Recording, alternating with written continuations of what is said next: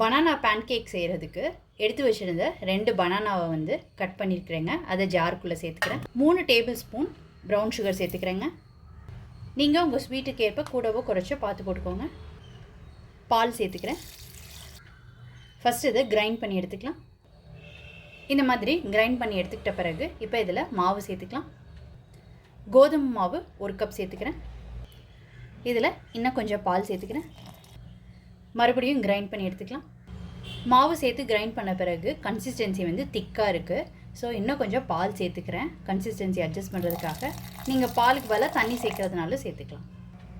இந்த மாதிரி ஃபைனாக அரைச்சி எடுத்துக்கிட்டாச்சுங்க. மிக்சியில் அரைச்சிங்கன்னா நல்லா ஃபைனாக கிடைக்கும், கட்டி இல்லாமல்.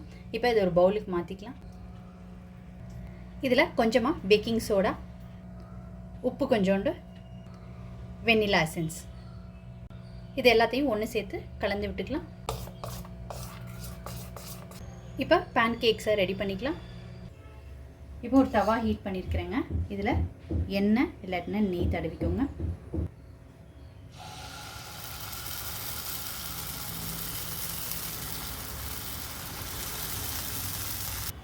இப்போ திருப்பி போட்டுக்கலாம்.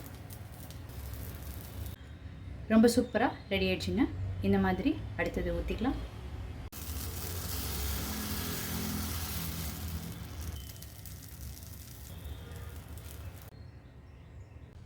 ரொம்ப சூப்பராக பனானா பேன்கேக்ஸ் ரெடி ஆகிடுச்சுங்க. இப்போ இதில் மேப்பிள் சிரப் இல்லாட்டினா ஹனி வந்து ஸ்ப்ரெட் பண்ணிக்கலாம்.